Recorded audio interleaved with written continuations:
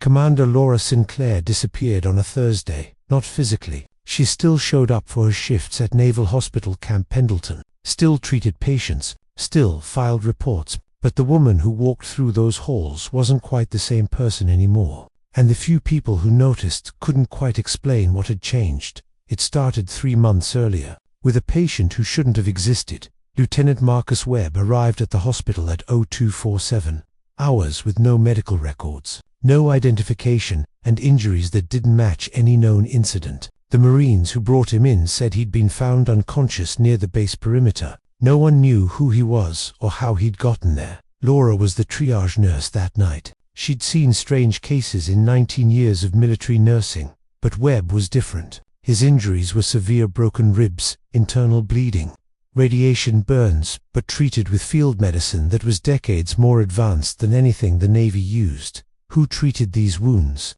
Laura asked the Marines. We found him like this, ma'am. Already bandaged. The bandages were synthetic material Laura had only seen in experimental trials. The medications in his system weren't in any database, and the radiation signature on his skin matched isotopes that didn't exist in nature. Laura stabilized Webb and sent his blood work to the lab. While she waited for results, she tried to find records of him in the system. Nothing. No Lieutenant Marcus Webb in any branch of service. No matching fingerprints. No dental records. No DNA matches. The man didn't exist in any military database, but he was wearing a Navy uniform with proper insignia, had a service number that was formatted correctly, but didn't link to any actual person. And when Laura checked his pockets, she found a phone with a single encrypted message. Operation REDSHIFT compromised. Asset location burned. Recommend immediate extraction. Laura stared at that message for a long time. REDSHIFT wasn't in any operations database she could access. The encryption was military grade, but not any standard she recognized. She reported it to her commanding officer. He looked at Webb's chart, looked at the message, and went pale. Commander Sinclair, you're going to forget you saw this. You're going to transfer this patient to medical hold, and you're going to never speak of this again. Sir, I need to know what I'm dealing with. This patient has injuries that's an order. Commander, transfer the patient. Delete your notes. Forget this happened. Laura had never been ordered to delete medical records. In 19 years, never once. She transferred Webb to medical hold, a secure ward for classified cases, and she tried to forget. But 3 days later, Webb disappeared from the hospital. No discharge paperwork, no transfer orders, just gone, with all his medical records scrubbed from the system, like he'd never existed. Laura told herself it was classified operations, black budget stuff, the kind of thing that happened in military medicine, but nobody talked about. Except she couldn't stop thinking about those radiation burns, about medicine that didn't exist yet, about a patient who wasn't in any system. She started digging quietly, reviewed security footage from the night Webb arrived, found 30 seconds of static right when he should have been brought into triage, checked the Marines' duty logs, found their reports had been redacted. Someone was erasing Webb's existence, and they were being thorough about it. Laura made copies of what little documentation she had left, stored them in an encrypted drive she kept at home, and told herself she was being paranoid. Then the second patient arrived. Captain Elena Morrison came in with similar injuries. Different circumstances found in a training area after an equipment malfunction, but the same impossible pattern. Advanced field medicine, radiation signature, injuries treated with technology that shouldn't exist. And when Laura ran her through the system, Morrison's records were wrong. The Captain Elena Morrison in the database had retired 3 years ago, but this Morrison had a service number that was similar but not identical, had a face that matched but was somehow different in ways Laura couldn't quite articulate, like looking at someone through distorted glass. Laura confronted Morrison while she was sedated in recovery. Who are you really? Morrison's eyes opened, sharp, alert. Too alert for someone who'd just had surgery. Commander Sinclair, you need to stop asking questions. You know my name. I know you've been looking into Webb. I know you've kept copies of records you were ordered to delete. I know you're smart enough to realize this is bigger than you understand. Morrison's voice was calm, almost kind. And I'm telling you, for your own safety, stop digging what is Morrison's expression shifted. If I answer that, you become complicit. Is that what you want? I want to understand what's happening in my hospital. Your hospital is being used for operations you don't have clearance to know about. Patients come through who exist in classified spaces. Your job is to treat them and forget them. Morrison closed her eyes. That's all you need to know. And if I don't forget, then you become a problem, and problems get solved.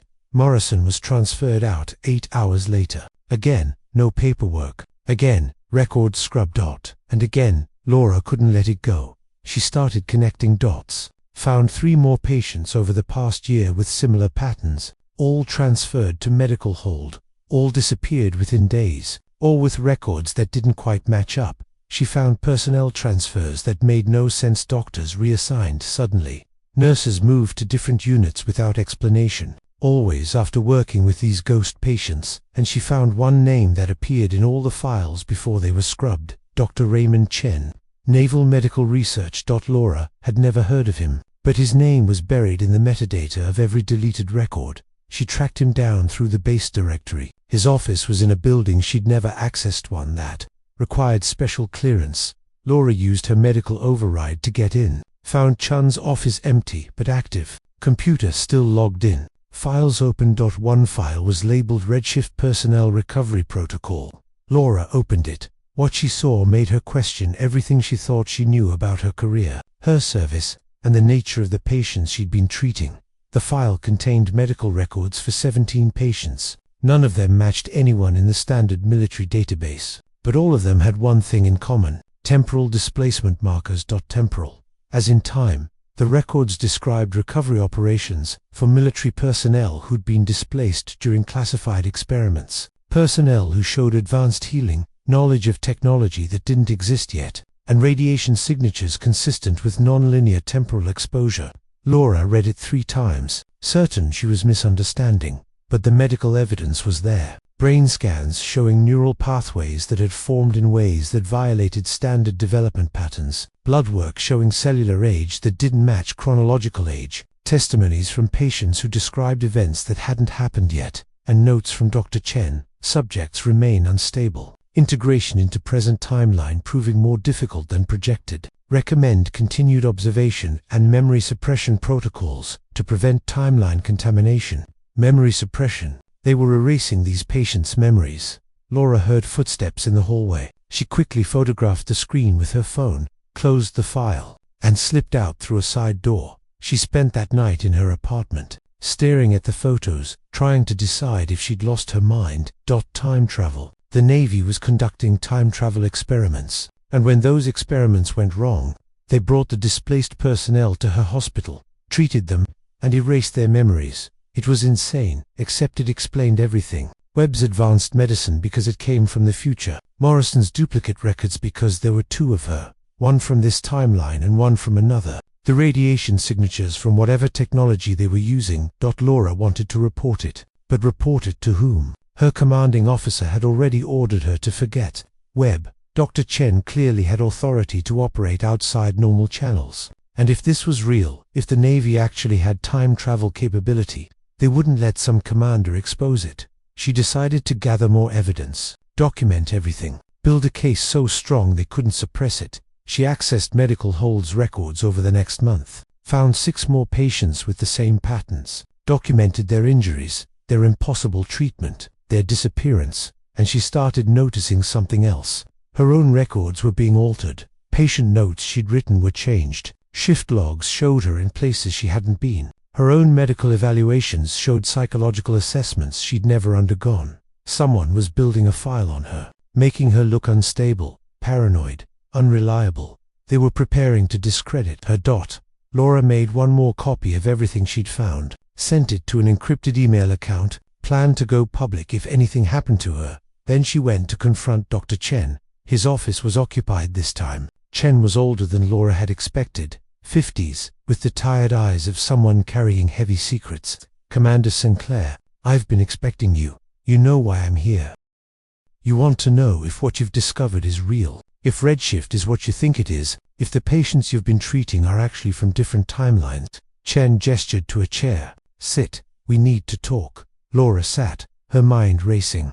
I'm going to tell you the truth, Chen said, because you've earned it. You've been careful, thorough, and smart, and because lying to you now would be pointless. He pulled up files on his computer. REDSHIFT is a temporal research project. We developed the capability to send personnel through time 7 years ago. It's being used for intelligence gathering, tactical advantage, and strategic positioning. You're sending people through time. We're sending volunteers through time. Military personnel who agree to missions in other temporal periods. Most come back fine. Some, he gestured at the files. Some get displaced, stuck between time, or injured by the process. When that happens, we recover them and try to reintegrate them by erasing their memories, by protecting the timeline. If someone comes back knowing things that haven't happened yet, it creates causality problems. So yes, we suppress those memories. For everyone's safety. Laura felt sick. This is insane. You're playing with forces you don't understand. We understand them better than you think. And this program has saved thousands of lives, prevented attacks, changed outcomes of conflicts. Chen met her eyes. But it only works if it stays secret, which is why I can't let you expose it. So you're going to kill me? No, I'm going to give you a choice. Chen pulled out a document. You can sign this non-disclosure agreement, accept reassignment to a different facility, walk away from REDSHIFT, and never speak of it again. You'll keep your career, your clearance, your life. And if I refuse, then you become a temporal paradox problem. And those get solved in ways you wouldn't like.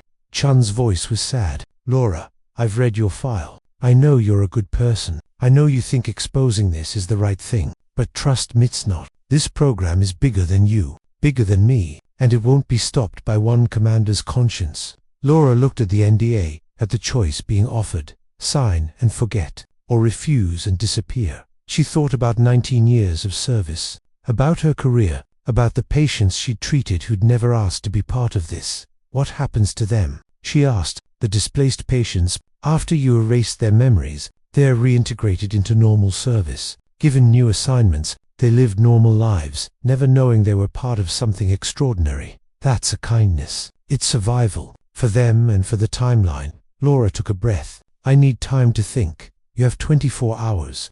Chen stood. After that, one way or another, this conversation never happened. Laura didn't sleep that night. She sat in her apartment, looking at the NDA, thinking about impossible choices. If she signed, she kept her career, kept her life, but became complicit in something she couldn't fully understand. Time travel, memory erasure, personnel treated like expendable assets in experiments that violated everything she'd believed about medical ethics. If she refused, she'd expose REDSHIFT, but Chen had made it clear, exposure wouldn't stop the program, it would just make her disappear, and her evidence would disappear with her. She pulled up the encrypted files she'd sent to herself, proof of everything, 17 patients, temporal displacement, memory suppression protocols. But proof of what, exactly? That the military had developed time travel. That would sound insane. That patients were being treated without consent. The program would claim they'd all volunteered. That memories were being erased. They'd say it was necessary for national security, Laura realized. Chen was right. The truth wouldn't stop REDSHIFT. It would just make her look crazy. She thought about going to the media. But with what? Medical records she'd stolen, accusations of time travel. They'd check her background, find the altered psychological assessments that were already being planted in her file, and dismiss her as unstable. She thought about going to Congress, but REDSHIFT was clearly operating with high-level approval. Whoever authorized this program had the power to bury her. Testimony. She thought about running, disappearing, living, under a new identity somewhere far from the military. But that felt like cowardice. At 0500 hours, Laura made her decision. She encrypted all her files with a dead man's switch. If she didn't check in every month, everything would be sent to multiple journalists and congressional offices. Then she went to meet Chen. I'll sign the NDA, she told him, on one condition. You're not in a position to negotiate conditions. I want access to REDSHIFT. I want to understand it. Not just the medical aftermath, but the actual program. What you're doing, why you're doing it, how it works. Laura met his eyes. If I'm going to keep this secret, I need to know what I'm protecting. Chen was quiet for a long moment. That's not standard protocol. Then make an exception, because if you don't, I'll refuse the NDA.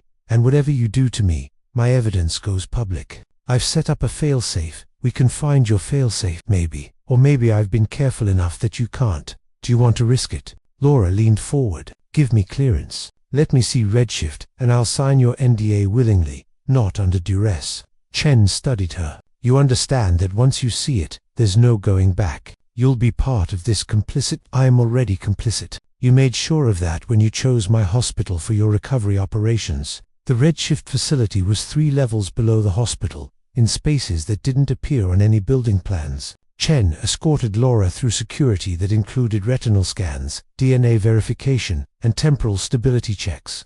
Temporal stability, Laura asked, making sure you're from the correct timeline. Sometimes people shift without realizing it. Small changes, different memories of events. We screen everyone who enters the facility. They passed through a final door into a control room overlooking a massive chamber. Inside the chamber was something Laura's brain struggled to process: a sphere of twisted light and darkness, suspended in electromagnetic containment, pulsing with energy that made her teeth ache. That's the displacement field, Chen explained. We don't fully understand the physics, but we know how to use it. We can send personnel to specific temporal coordinates. Usually they come back, sometimes they get stuck. Laura watched technicians monitoring the equipment, saw military personnel in specialized suits preparing for deployment, saw returning personnel being escorted to medical for examination. How far can you send them? Theoretically unlimited, practically about 200 years in either direction. Beyond that, the displacement becomes unstable. The traveler might not survive. And you use this for what? Intelligence gathering. Intelligence. Tactical insertion. We've stopped terrorist attacks before they were planned, prevented military disasters, changed outcomes. Chen pulled up a screen showing mission logs. 3 years ago, we prevented a nuclear weapon from being smuggled into San Diego. We knew about it because we sent someone forward, saw it happen, came back, and stopped it. You changed time. We protected thousands of lives. Isn't that worth it? Laura thought about that. What about the displaced personnel? The ones who don't come back, right? Most recover, some don't. We do our best. You erase their memories. We protect the timeline. If someone comes back knowing things that haven't happened yet, it creates paradoxes, causality loops, potential timeline collapse. Chun's voice was firm. We're not erasing memories out of cruelty. We're doing it to keep reality stable. Laura watched a returning team member collapse as they exited the displacement field. Medics rushed in. She recognized the same injuries she'd seen in her patients: radiation burns, temporal shock, neural displacement. How many people have died in this program? Chen was quiet. 17 confirmed. Another 12 missing, presumed lost in non-recoverable timelines. 29 people, to save thousands. Yes. Chen turned to her. Commander Sinclair, I brought you here so you'd understand. This isn't some reckless experiment. It's a carefully managed program that's saved countless lives. And yes, it requires secrets, requires sacrifices. But the alternative is letting preventable tragedies happen when we have the power to stop them. Laura looked at the displacement field, at the impossible technology, at the personnel who volunteered to risk their lives traveling through time. What happens if someone refuses the memory suppression? If a displaced person wants to keep their memories, we've had 3 cases, to accepted intensive therapy and isolation until the knowledge became obsolete. One, Chen hesitated. One had knowledge of an event so catastrophic that allowing them to keep the memory risked, causing the very disaster they'd witnessed. We had to suppress it, against their will, to save their life and the lives of everyone else. Yes, Laura felt sick, but she also understood the impossible math. One person's autonomy versus thousands of potential deaths. I need to think about this, she said. You have the rest of today. Tomorrow, you either sign the NDA or we consider you a security risk. Laura spent that day in the REDSHIFT facility, watching operations, talking to personnel, trying to understand the scope of what she'd discovered. She met volunteers who'd been through time, soldiers who'd seen future wars, intelligence officers who'd witnessed past atrocities. They spoke about their experiences with a mixture of awe and trauma. She met the medical team that handled displaced personnel. They were careful, compassionate, and deeply burdened by what they had to do. And she met one patient, a Navy lieutenant, who'd been displaced for 3 months. Living in a timeline where a major terrorist attack had killed thousands, he'd come back with detailed knowledge of how to prevent it. They want to erase my memories, he told Laura. But if they do, all those people die. I'll forget, the attack will happen, and I could have stopped it. What do you want to do? I want to remember. I want to stop it. But Dr. Chen says if I keep the memories, I'll create a causality loop. My knowledge of the future will change the future, which means the future I saw won't happen, which means I couldn't have seen it. He laughed bitterly. Paradoxes. They say I have to forget to save them. And you believe that? I don't know what to believe, but I know if I keep these memories, I'll spend the rest of my life wondering if I caused the very disaster I was trying to prevent. He looked at her. Would you want that burden? Laura didn't have an answer. She went back to Chen's office that evening. I'll sign the NDA, she said, but I want to be assigned to REDSHIFT Medical. If this program exists, if these people are being hurt trying to protect the timeline, then they deserve the best medical care, and I want to be part of that.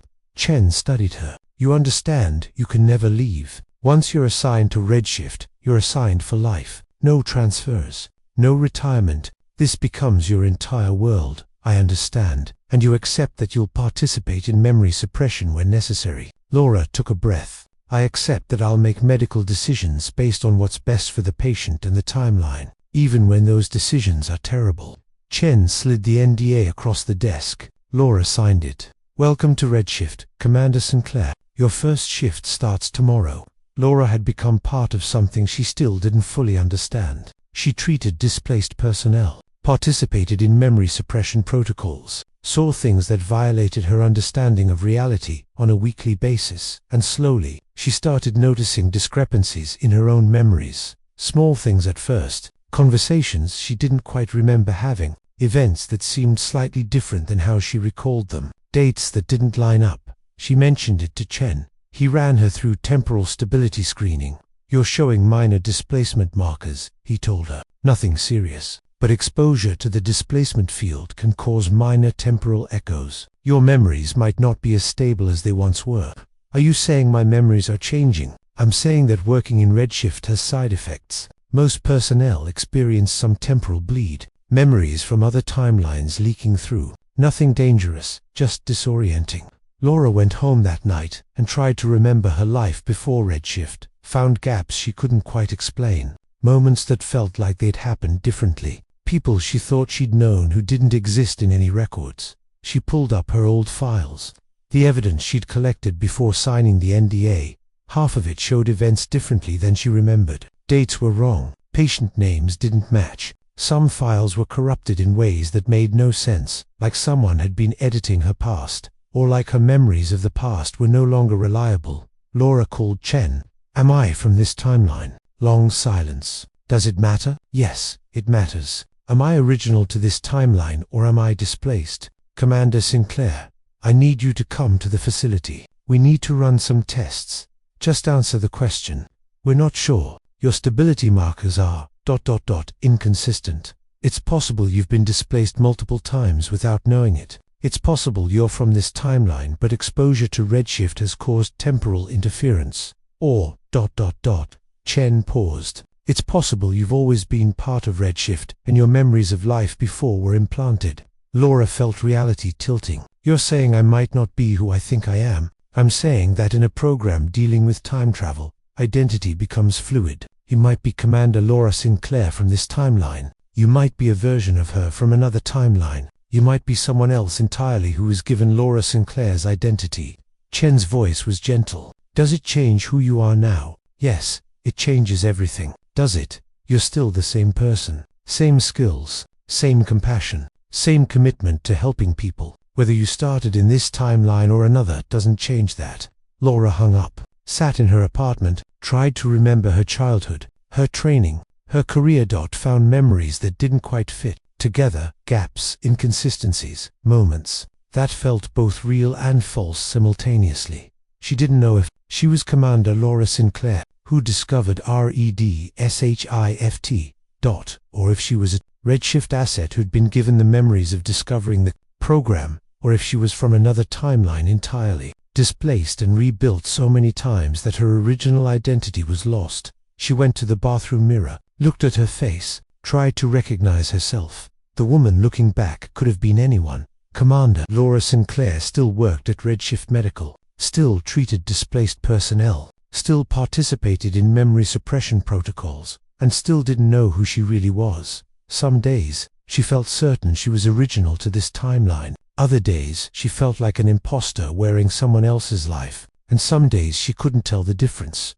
Chen had stopped running her through stability screenings, said it didn't matter, said she was valuable to the program regardless of her origin. Laura had stopped asking questions. She worked her shifts, treated patients, signed NDA, kept secrets, and at night, she sat in her apartment, or was it someone else's apartment she'd been given, and tried to remember if this had always been her life, or if she'd had another life somewhere else. Someone else. The encrypted files she'd created before signing the NDA were still out there, still set to deploy if she didn't check in monthly.